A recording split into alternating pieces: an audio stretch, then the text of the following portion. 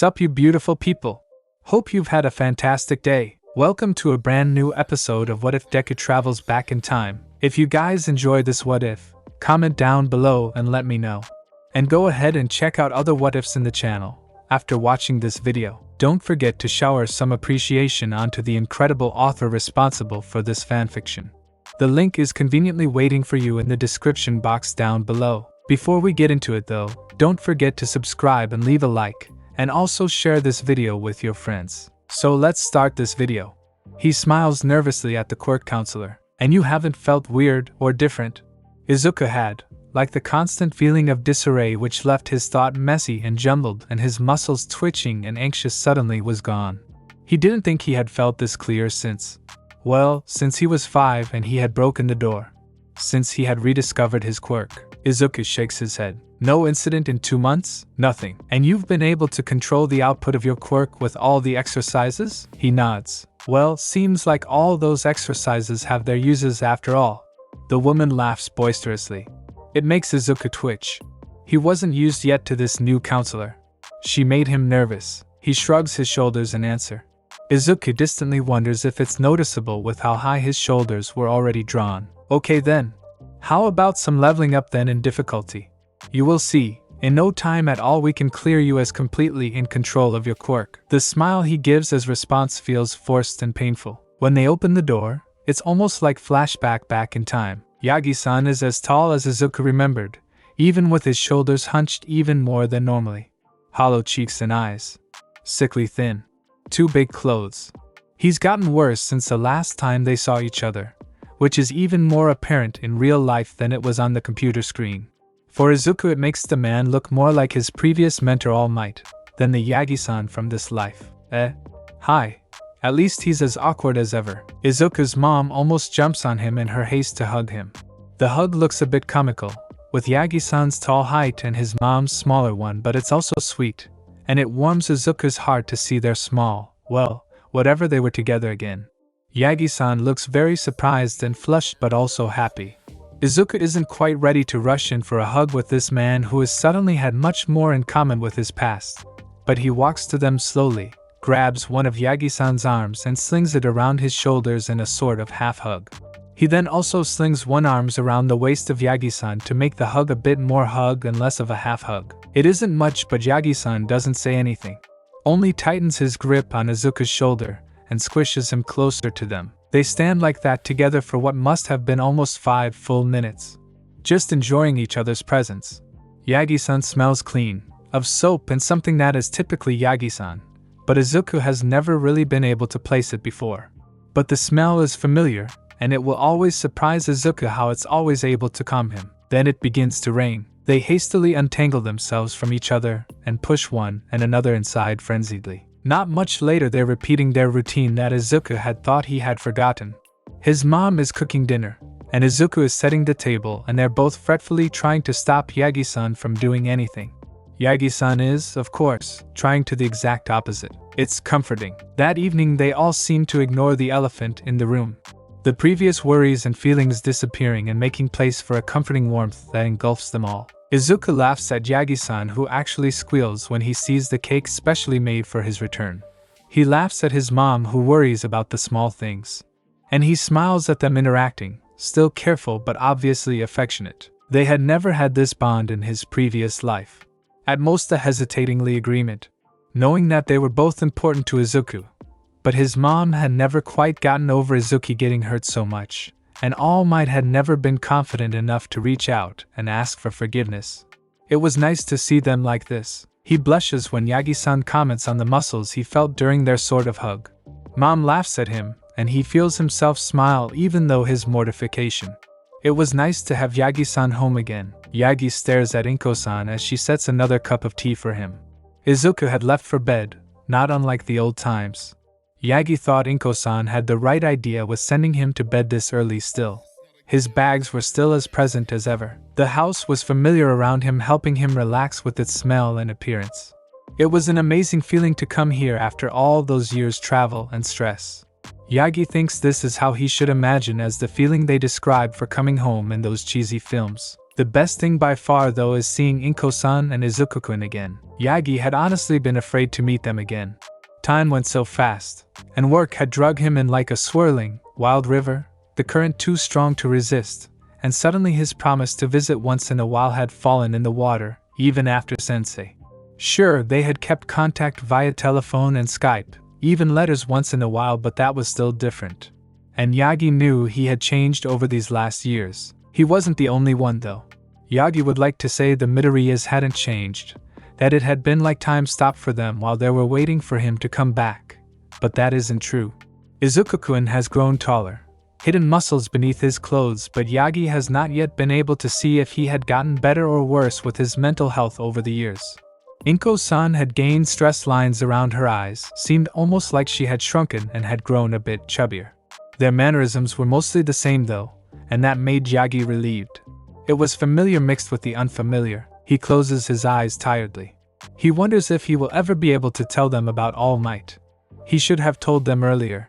He can vaguely remember Naomasa telling him he shouldn't when he had planned doing it before leaving to hunt after Sensei. But he had the chance after he had defeated him. He had missed his chance.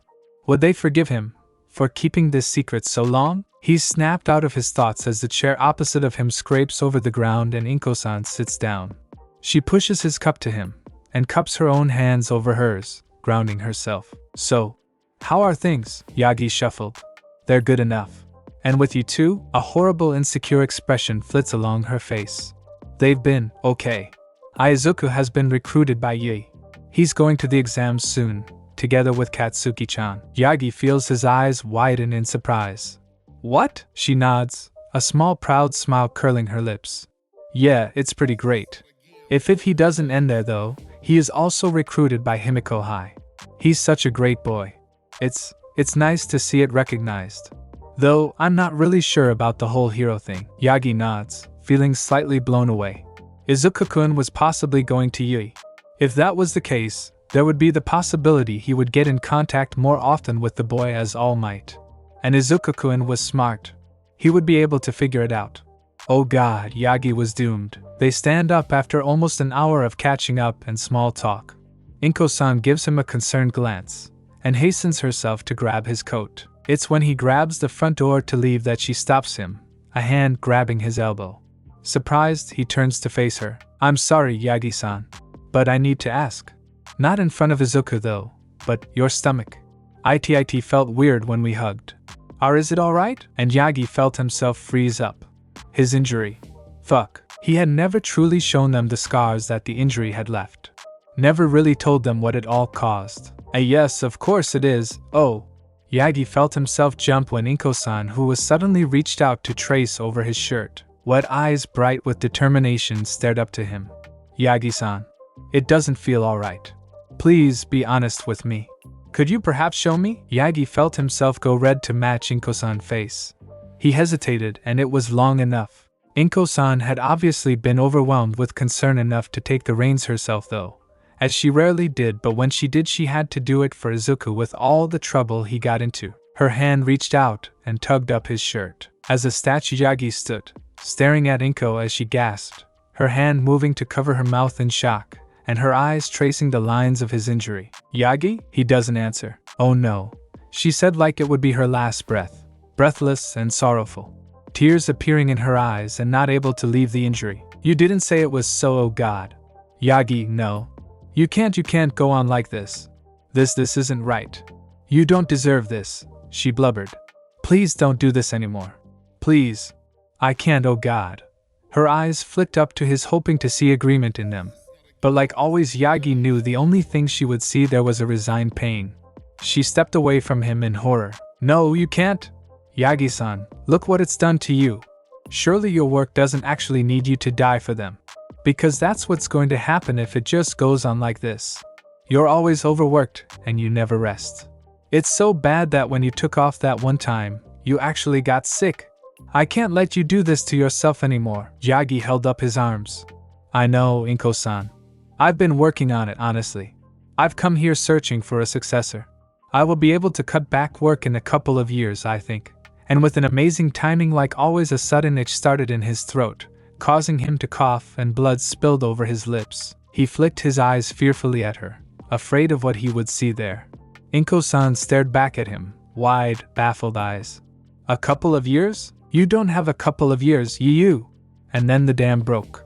The small woman began to shake from the harsh sobs tearing from her throat, one arm hugging herself and the other trying to muffle her sobs as she turned away from him. Yagi fluttered, stepping closer. No, Inko-san, I'm sorry. I just can't, please don't cry, I'm sorry. One weak hand reached out to his shirt, clamping down, and for the second time that day he felt himself be tugged into a hug. I just don't want to lose you, she sobbed, muffled by his shirt. Izuku would be devastated. I don't think he would ever get over it. Yagi patted the back of her head, hiding his face in her hair. I know. I'm sorry. I'm so sorry. He hated this. Making Inko-san cry was one of the worst feelings ever. He couldn't stop though. The symbol of peace had to exist. It was long past midnight when Izuku walked back to home. His mother would get concerned if she would once again wake up to an empty house. In the distance, he could hear the waves roll, and almost automatically he began to chant his direction. He felt attracted like the sea was a magnet. The view was sudden and unexpectedly familiar. The sand covered by a giant trash heap, causing the waves to be hidden from his sight. Almost forgot about that. It was somewhat ironic, really. Midoriya finding this place, just after meeting All Might again. Midoriya-kun. Izuku gave absent hum, while putting his training clothes in his BGS. Fujita-sensei? I have been thinking, and what would you think about becoming an assistant teacher for the younger years of the dojo? Again, Izuku hums, until the words penetrate his thoughts. Wait, Wadash? Sensei interrupt him. You've enough experience by far now, and it would do you good. Yes, he rubs his chin while thinking.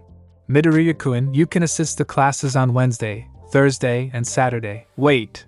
Sensei, I haven't even agreed to it yet. Sensei gives him a condensing nod and walks out of the while chuckling about younglings. Sometimes that old man was more trouble than he worth. Come on, Todoroki-san. It will be alright. She would love it to see you. She's more stable now, he doesn't say. I don't know, Midoriya. It's been so long. And Todoroki-san cuts himself off before he finishes the sentence. But Izuku had a pretty good idea of how it would. You're not your dad. She knows. She won't blame you for his faults. He wants to say. But he doesn't, because at this point of time Todoroki-san had not yet opened up yet, and Midoriya Izuku should not have yet been able to read the other this well yet. At this point of time those words would only sound as a cruel joke. So, he says the only thing he can think of. But you should try. Your mother would love it. Todoroki-san just nods. Izuku is going to die. It wasn't going to be because of a foolishly heroic deed like so many had told him before. It also wasn't going to be because of Kachan, which was what he himself had believed for a long time. It wasn't even going to be because his body finally gave up on him after he had misused his quirk too much. No, death was going to finally reap him as a result of the winter crawling in his body and mind and the heating system short-circuiting of the whole street. God damn it, nerd, stop exaggerating. It isn't that cold. And give me my blanket back. Kachan's red eyes glow from where he's shivering within his own cocoon of blankets, staring at him angrily. No, you still have 3 more than me now. I deserve this blanket. Nerd, I'm freezing. Give my goddamn blanket. Swearing is bad manners, you know. Kachan clenched his jaw at his bad attempt at avoidance. If you don't give me my fucking blanket right now, I swear to God I will. You will do what, Kachan? It's so cold. You will barely be able to use your quirk right now. Izuku barely had time to yelp before Kachan jumped upon him. Shuto looks in disbelief at the article of the obscure news site, which honestly held more gossip than anything. He wasn't even sure how he had ended up here. There are 2 blurry pictures added.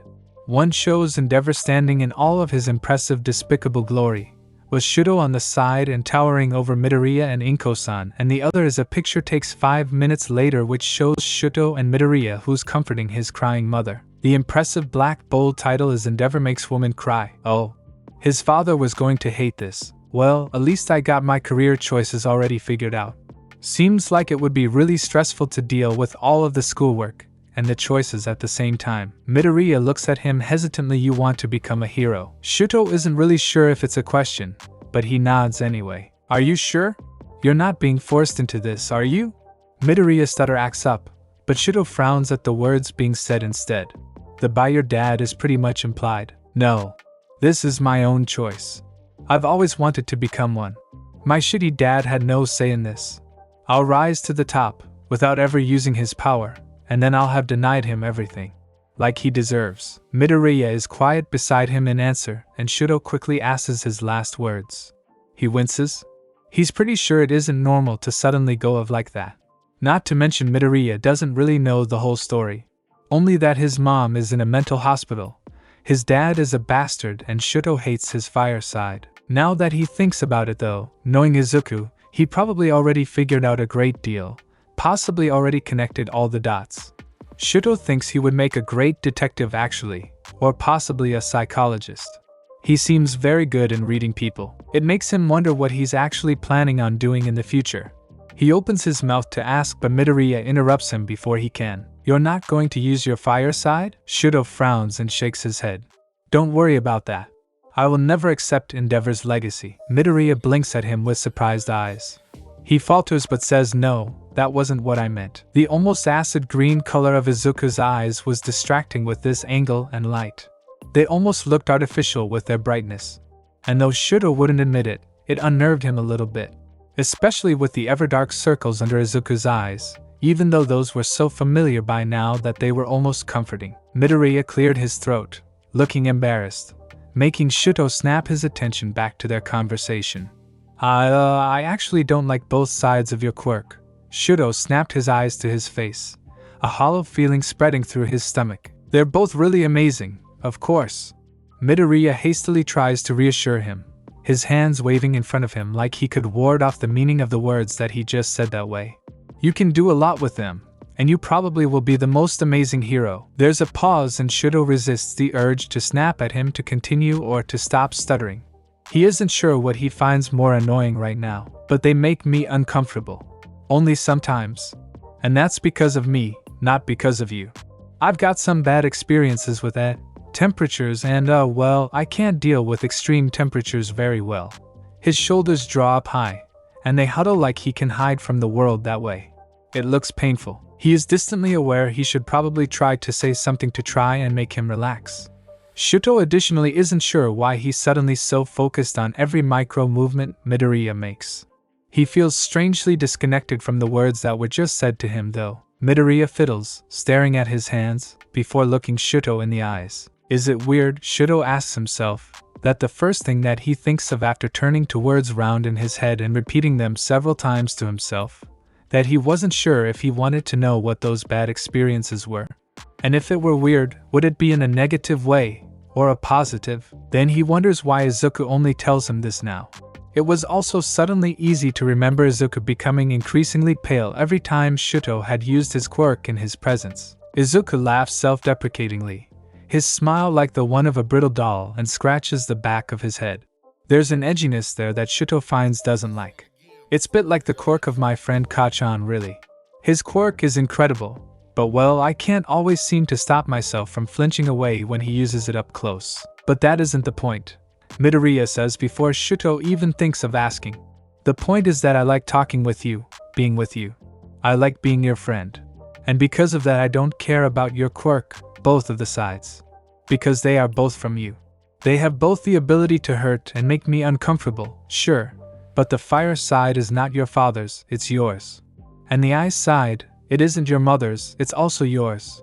And so, I don't trust your mother nor your father to not hurt me. I trust you to not hurt me. There is a pause, and Shuto's mind is rolling and he doesn't know how to react, so he blurts out the first thing that's on his mind. But my father. No, Todoroki. It's yours. Midoriya pokes him in the chest with his finger, and Shuto absently notices the lack of suffixes as he stares blankly at it. I know you think that your father is an absolute mad fucking bastard that should be locked up, but you need to remember that he's not almighty. Don't put him on a pedestal, even one made from hate. He isn't worth that. He isn't worth giving up half of yourself up. He's just human. He does not have the power to control your quirk. Only you have the power to do that. Thus, it is only your quirk. It was never his. Only yours. He repeats your quirk again and again, as if it will magically convince Shuto of the same thing. Shuto doesn't know how to react to that either. So, he doesn't. They both end up staring to the other people in the park for the rest of that hour. There's a group of children playing football, and Shuto notices one girl screaming at one of the boys. It seems like the boy hadn't wanted for any girls to participate. He wonders if he should interfere, but the mothers of both appear before he can even move. The mother of the girl apologizes to the mother of the boy and tells her daughter to do the same to the boy and mother. The girl begins crying, obviously finding this unfair, but her mother doesn't falter. The girl apologizes. The boy triumphantly smiles at her tears as the mothers turn to talk to each other with false smiles. Shuto hates adults. It's okay, Shuto. You aren't a slave to your blood. You can become the man you want to be. It's only when it becomes dark that Midoriya finally stands up from their bench, grabbing his back. I need to go. Mom will get worried. You know the routine. He gives an awkward smile. Shuto nods at him, and Midoriya begins walking away. Shuto stares at his back, wondering if he'll ever truly understand him. He startles a bit when Midoriya suddenly turns around. He bursts out, Todoroki-san, I'm really sorry, but I've got to say this. And I don't mean to undervalue the thing you experienced in any way, or say I can completely understand your situation, because I can't. I can't even begin to. Your father seems like a real fucking jackass. But if you want to become a hero and only use half of your repertoire to save the victims needing help, even if it's because it's an important reason for you as a person, then I don't think you should become a hero. That's not what being a hero is. Ouch. That hurt. Midoriya's eyes were burning, reflected in the streetlights, and his presence burns like his words. Shuto abruptly stands up. Todoroki-san? It was nice seeing you, Midoriya. I'm going home. He kind of shuts himself off after the talk. He ignores Midoriya's calls and focuses only on his training, righteous anger burning through him. Because even if Midoriya had told him that he trusted Shuto, even if Shuto had a quirk that apparently made him uncomfortable, Shuto had wanted for him to have his back. He had wanted for Midoriya to understand and support him as a friend. He knew now that had been a foolish hope. The last thing he had expected though was for Midoriya to say in a roundabout way that he was being selfish. For him to tell Shuto to give up his dream. What kind of friend what kind of person could so easily throw someone's experiences and feelings aside? Fuyumi interferes after 2 weeks of non-stop training. 2 weeks of almost no eating and all over self-destruction he will deny. Shuto had been sitting on the veranda when she had approached him. How are you, Shuto? I'm fine, she hesitated. You seem a bit stressed lately, honestly.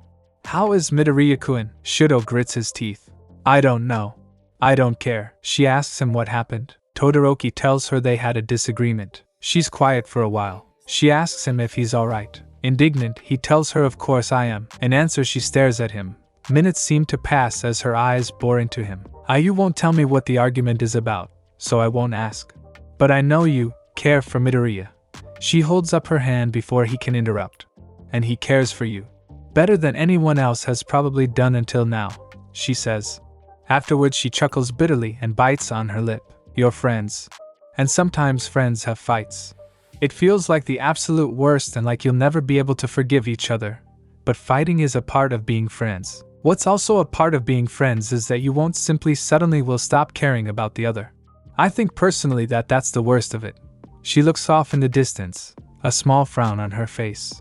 Longing to be with someone or talk with them, but then suddenly remembering you can't because you're mad at them, or they are at you, or both. There's a pause. It's for that reason you should try to make up. It may seem impossible now, but believe me when I say that no matter how bad the process will be, the results are always worth it. You know Midoriya. He won't say or do something without reason, right? Hesitantly, Shuto nods. And he also seems like the sort to easily forgive. And I'm not commanding you to make up, but try to see his side, please. People are sometimes so caught up in their own feelings that they forget those of others. She stands up from where she was sitting to him and nods to him. I need to go to work, but she shakes her head, smiles weakly at him, and walks away. Shuto stares at her back until she disappears from sight. And after the talk and a night staring up at his ceiling, Shuto can see where Midoriya was coming from. Midoriya is a surprisingly intense person, giving his all in the things he cared about. And in that way Shuto can understand how he insulted the boy with his ambition, and there was truth in his words. Shuto had been putting his father on some pedestal. He had cared only about ruining his father's plans for him, not thinking about the consequences that would be the results of that ambition. He's however too embarrassed to actually contact Midoriya again. Or confused? Or still too angry? He isn't sure. Point is though that every time Shuto grabs his phone to call Midoriya his fingers float above the button, and he ended up not calling after all. The calls and messages from Midoriya himself over the previous 2 weeks had dwindled, becoming less and less. Probably Midoriya being as considerate as he was. Or Midoriya hated him now. Or he had already given up on the thought of Shuto ever forgiving him. He could be surprisingly pessimistic in contrast to his surprisingly optimistic views. And 2 weeks of no contact turned into a month turned into 3. It's kind of pathetic he hadn't been able to follow Fuyumi's advice of making up. He hadn't even been able to call. Couldn't even bring himself to pick up. Shuto thinks he maybe isn't the right sort for friends. Shuto meets Yorashi and Asa at his practical exams of the recommended exams. He's loud and makes the exam a competition, screaming awesome, I won. Yes, when ending first at the exam. Then he addresses Shuto. But who knows who'll the next one? 'Cause you were amazing. Shuto isn't quite sure how to react. The exam isn't a competition and honestly, he just wanted to get in Yui. But he was pretty sure not answering at all would be rude. And he could just hear Midoriya Todoroki-san. Staring at someone blankly is rude. Don't be rude. You should always do your best to make good first impression, especially if you want to become a hero. For heroes, first impressions are fatal, not only with your fans, but also with other heroes.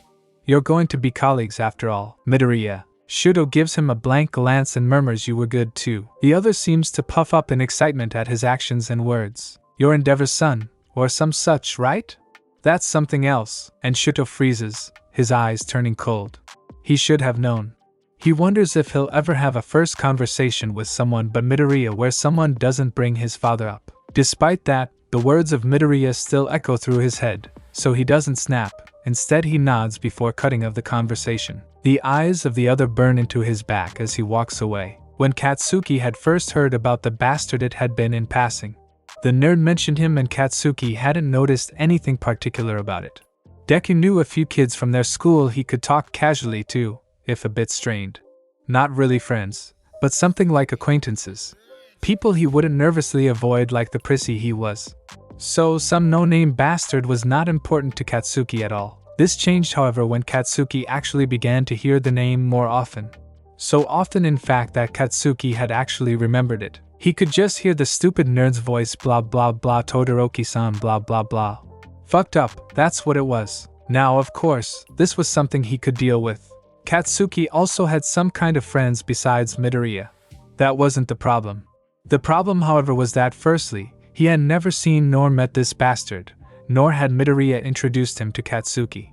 Which was suspicious if anything. And secondly, the bastard came up in their conversations more and more. And it was annoying to hear Midoriya compliment him as if he was actually worth something. Katsuki had more than enough experience with the second grade people on this world and Midoriya talking about someone like that so positively was obviously undeserved. But Katsuki had let it rest. For months he had let it rest. Trusting Midoriya to introduce them sooner or later. Which he hadn't. And now, finally, Katsuki could see the result of his inaction. Midoriya was sulking. Had been for almost a week already. He was often found staring at his phone listlessly. Like fucking now, he hasn't called yet. Maybe I should call him. But what if he doesn't want to talk to me? He didn't answer before. What if he never wants to see me again? Oh God, I'm such a horrible friend. I should have worded that differently, shouldn't I have? He's only so young. I should have supported him. I shouldn't have said that. I really shouldn't have said that. And on went the stupid muttering. Whoever this Todoroki-san bastard was, Katsuki was going to find him and punish him for every bit of his suffering. For now, though, oh my God, Deku. Shut up. Stop being such a pussy. When the day of the exams arrive, Katsuki is reluctantly excited. Deku, of course, manages to ruin that feeling without even trying. Katsuki watches resigned as Deku almost bumps into another person as they're walking to the exams. Almost touching but quite yet. It's a pink-haired person. He rolls his eyes. Of course it's a pink-haired person. Bright, bubblegum pink. Her expression flickers for only a second. A poisonous angry look, a twitch in her hand. Before it's gone, a bright smile pasted on instead. So fast Katsuki isn't sure he actually saw it. Deku didn't see it though for sure. As he immediately bows forward to apologize. The girl apologizes too and giggles sheepishly. All typically cute girly flair. There's something about her Katsuki doesn't like, and he wants to tug Deku away when the nerd suddenly frowns. Oh? Have we met before? Before freezing up. Sorry, you just seem familiar. The girl smiles at him. White teeth sparkling and rosy cheeks. Her high ponytail swishing behind her. Well, I don't know about actually met, but we've bumped into each other before. You don't remember? Deku flushes. Oh, no. Sorry? Well, we did.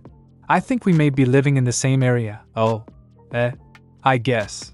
Deku begins to look uncomfortable, and suddenly it's much more attractive to stay there and watch him suffer. But Katsuki is also getting impatient, and he wants to be on time for the stupid exams, even though he knows that even if they would stay here and talk for 10 minutes they would still be easily on time. He wanted to get in UA, and was going to give his all to fucking get in and become number one. The girl reaches out, probably to pat him on the shoulder or something of the sort, and again something changes suddenly in her eyes. A greedy light appearing and something that Katsuki is only able to describe as a disturbing amount of love mixed in. Before Katsuki knows it, he reaches out and tugs Deku away almost violently, while glaring at the bitch. She completely ignores him, keeps smiling at the nervous nerd who's huddling his shoulders now, sending him a surprised but thankful glance, and decides to totally ignore all the signs for her to leave them alone and get the hell out of here to introduce herself to them. Well, it's nice to officially meet you. I'm Ikaru Ryoko, but you can call me Riko if you want to, she giggles. It's annoying how soft and pleasant her voice sounds to his ears. Deku once again freezes. Ryoko, he mumbles, his eyes glazing over. The girl before him cocks her head. Yes, but Katsuki can already see where this is going. Something caught Deku's attention. Something negative. Deku doesn't get that look on his face otherwise. Oh no, look at the time. We gotta go now. What a fucking shame. It's apparent how out of it Deku is when he doesn't gasp at Katsuki rudeness. The girl frowns at him, and yes, there's the anger, the burning hate in her eyes again. Katsuki knows he's not imaging it now. He resists the urge to stick his tongue out to her and turns around whilst dragging the nerd away. And if he's tense until they finally reach the threshold of Yui, well, that's no one's business but his own. Arriving at Yui again is less straining than the previous time. Contrary to his last life, Izuku is this time accompanied by an angrily muttering Kachan, and he himself is kind of out of it, thinking about the girl they met earlier. They're approached by anyone because, well, Kachan. Izuku himself is just as big a problem though. His mutterings are unnerving like always. He doesn't trip, and also doesn't meet Uraraka. He wasn't sure if he was relieved about that or not. Well, at least he was sure he wouldn't get in the same group as Kachan. It would make failing the test a lot easier. The boy had turned up. That was already more than he could have hoped for, but that didn't take away he had also had hoped and kind of expected really that he actually, would do his best. Maybe actively participate in the exam. Sure, the boy had aced the theoretical exam, but the moment they were sent outside to fight the bots, he seemed to begin to lack. Even worse, he seemed to begin to lack on purpose. All Might, who was standing next to him, was looking bothered too. Nedzu wondered if he had noticed the boy and his lacking. It's a shame. The boy had talent. He had the right outlook and attitude save for the fact the boy was reluctant to actually become a hero. But Nedzu was sure there was more to that story. More to the mental health problems, and more than the mangy quirk control. But maybe if the boy really didn't manage to pass the exams, Nedzu would be willing to arrange something. He had enough recommendations after all, even if some were not entirely aware while they recommended him that they were actually doing it. A lot of them of acquaintances, but some of them of very closely trusted colleagues. It would only take some extra work. For now, though, he could only look and hope for fate to turn the situation around. Even though the chances were pretty bleak. There was only a minute left after all. Izuku couldn't actually believe his luck. After separating with Kachan, he had completely locked up his jaw to avoid muttering and alerting Ida. His shakiness that he couldn't seem to shake off though had given him away anyway. He had seen Ida sending him annoyed glances. Ida looked so young asleep. His face relaxing, his ever-present guilt lines gone. The scars he had gained over the years were almost the same shade as his skin. But his glasses were in pieces and Izuku just had to make it on time. Being class president had destroyed him. He had taken responsibility for every classmate that died, that got injured, and his guilt only grew and grew. Midoriya had done this to him.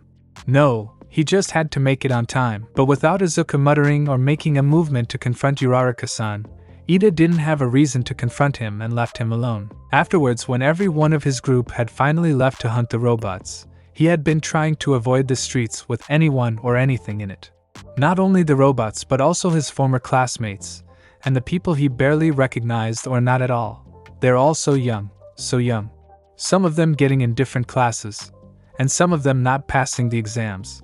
He had also tried to avoid the street where he knew he had saved Uraraka-san last time. Only he had gotten lost. Only he had ended up in exactly the street he didn't want to end up. Only the exact same thing as last time happened. Uraraka-san laid in between and under the rubble, stuck and uncharacteristically helpless. The stupid giant robot was approaching, other people were running, and it was more instinct than clear thinking that made him run exactly the other way. He jumped on the rubble, still flying in the air, using moves he should have already forgotten. Hopping higher until the last, where he felt his leg muscles clench and strain, firing himself up. His arms pulled back, he feels the quirk, not his quirk, but his anyway, awaken. He feels adrenaline surge through his blood. Lightning crackles along his arm. He feels the wind blowing and a smile that shouldn't be there tugging on his lips. After that boy got his first taste of a fight, he was addicted. He'll not quit now, the woman told his mentor. His fist smashes into the robot. A familiar blast of wind as aftermath, and the metal bending and his hand blowing through it. The whole robot begins to fall back, and then Izuku is also falling down, down, down. Uraraka-san beneath him reaches out with her hand. Izuku reaches back and the bare of their fingertips touch. Gravity falls away. For a second he's floating, then Uraraka-san does her skill release and Izuku lands in a crouch. He's with Uraraka-san in a second, checking her over, even though he knew she should be alright. His sleeve has holes from burned away material. His fingers still crackle from his quirk, and he clenches his hands. Bones were surprisingly fragile. Humans were surprisingly fragile, Izuku found, as she took his hand, and his only needed to twitch in response to make her scream. He doesn't offer to help her from the robot appendage, though when she stands before him, he gives her a strange smile. You alright? Sorry for going crazy with my quirk there. I just think it'd have been a bad omen if you tripped there, you know? I'm so nervous, bet you are too. Well, good luck. Later, he wonders if the tears blurring his sight are visible. He turns away. His legs feel strained and bruised, but he's pretty sure nothing is broken. His arm definitely feels worse though, and Midoriya should probably check himself for fractures. He should. He doesn't. It isn't hard to notice the crowd and their stares, their muttering. He had known already that they would be there. How come a guy with such an insane quirk was such a timid ball of nerves the whole time? Guess Izuku wasn't as inconspicuous if he would have liked. He nods to Recovery Girl when she arrives. Feels his face shift in a bright smile when she nods back. But the world has become more like a TV screen, the mutters turning into white noise. It's like he's watching everything from afar. Like he has entered a haze. He avoids her and the other medics and keeps his arm in the most natural position he can. When someone finally asks if he's okay, he just gives a bland nod and an equally bland smile. The moment he's free to go, he bolts. It's with a pained heart that he ignores first Uraraka-san calling after him, then Kachan, and at last even Yagi-san, who shouldn't be here. But Yagi-san is ridiculously bad in keeping secrets when someone he cares about comes into play. Izuku wonders if he can actually do things differently in this life. He has to. His mom is talking to him when he comes home. She sounds concerned. He can't understand her over the haze. He tries to nod in the right places. When she falls silent, he smiles at her. She flinches. It went okay. His voice croaks, I'm just going to turn in early today. He's already walking before he gets an answer. His mom calls something after him, but he just can't seem to understand it over the static. He feels a pang of guilty regret, but it falls away fast. Numb, he arrives in his room. His window is open. He likes having his window open. He closes the window. It's already getting dark outside. The sky dyed in a beautiful dark blue. He stares at it for a few seconds. He closes his drapes too, changing in his pajamas and done in the dark and on autopilot. He decides to just not shower or brush his teeth. It doesn't seem important. In the corner of his bed sits the huge teddy bear he remembered getting from his mom and Yagi-san years back, when they had all gone to the amusement park. Normally the memory would summon a smile on his face, even though sometimes it would be bittersweet. Today he just stares at it numbly for a while. Afterwards he carries the teddy bear to the furthest corner from the room away from his bed and sets it down there, to be swallowed by the shadows and dust. When he is finally lays sprawled out on his bed, looking with empty eyes into the dark, he hears his phone buzz. The buzz gets swallowed up into the haze and the sound of a car passing their house. It buzzes again. Izuku closes his eyes and ignores it. He had locked himself in his room, not yet ready to face the world.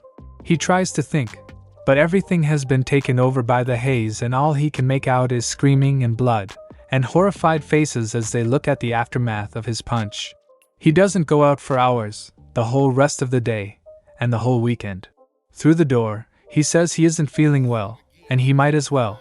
He feels sick in the stomach the whole time he's awake. His arm definitely has a fracture and sleeping isn't better. Nightmares are visiting him again. He cancels Kachan and he cancels Yagi-san and Sansa-san and Machida. He hurts his mom by turning her away as she stands in front of his door. And school is done in a haze too. Sometimes he notices Kachan somewhere in the corner of his eyesight. But besides that, there's only looking to the board and teacher for hours, without actually hearing something. One day he actually gets held back by one of his teachers who asks him if everything is alright. Izuku answers her in a haze too. It doesn't seem to reassure her. He doesn't really care. It takes time, and after a whole week of barely eating, sleeping and no awareness, he allows his mom in his room. She is hovering, feeding him soup which is just making him feel even more nauseous. She opens his curtains and window, and forces him to sit up. Then she looks at him for a long time. Izuku bursts out in tears after only 5 minutes. He's blubbering about his fears of hurting others, about his fears of disappointing others, about there being too much images, too much blood, and about the quirk not being right, it being wrong and off. It's not his. He doesn't have a quirk. He can't become a hero. He shouldn't. He knows his mom doesn't know exactly what happened to him, only small parts. The nightmares have always been a mystery. The quirk she assumes it's from the time with Hideki, like everyone. She knows she doesn't actually know, is actually against this whole trying to become a hero thing, but his mom supports him anyway. She holds him, soothes him, and Izuku really hasn't ever done anything to deserve someone as amazing as his mother. Her eyes shine as she tells him that it will be alright. She trusts him to not hurt others. After all, he's amazing. That it will be alright, and even if you don't trust yourself to not hurt others, trust Katsuki-kun and Yagi-san to protect the others. Izuku leaves his chamber half an hour after that. His smile is still shaky and he and his mother huddle up together in front of the television, both under the same familiar big old blanket. Izuku wakes up the next morning on the couch embraced by his mother, feeling safe and secure. He's ready to face the world again. Of course, it's only an hour later that his mother notices his arm's weird angle. She screams at him, cries, and forces him to go to the hospital. Izuku wonders why he can't seem to be the son his mom deserves, no matter how hard he tries. Izuku stares at All Might telling him he was accepted into Yui. It was different this time. Not personal. Not even interactable. It was just a pre-recording, though this time there was also an unopened white letter which resembles the one he had gotten once from the principal. His mom was standing next to him staring at the protection with wide eyes together with Yagi-san, who was looking increasingly uncomfortable with every word the protection said. Izuku vindicatively thought it was karma for still not telling him or his mom about his secret. Later, when they were sitting in the kitchen, the Bakugas having joined them, with newly prepared tea and a huge celebration chocolate cake in front of them, his mom frowns. I never noticed this before, but Izuku, don't you think All Might look kinda familiar? Yagi-san chokes on his tea. Mitsuki-san bursts out into laughing. That's just because you've seen too much of his documentaries with Izuku-chan, Inko-chan. No, but I could swear. His mom began as she patted Yagi-san on the back. Well, it could be worse, Izuku supposed. The letter from the principal begins with a congratulation which also subtly says I told you so. After those formalities, it becomes interesting though. It seems that he has an appointment with Recovery Girl and Aizawa-sensei before meeting his class. Kachan is going to kill him when he tells how early they're going to have to wake up on their first day. Thank you so much for joining me on this incredible journey today. I hope you enjoyed exploring the fascinating what-if scenario of Deku. The possibilities were truly mind-blowing. If you found this video entertaining, don't forget to give it a thumbs up, share it with your friends, and subscribe to the channel. Your support means the world to me and inspires me to bring you more captivating content in the future. Stay tuned for more exciting what-if stories and other amazing videos coming your way. Until next time, take care, stay curious.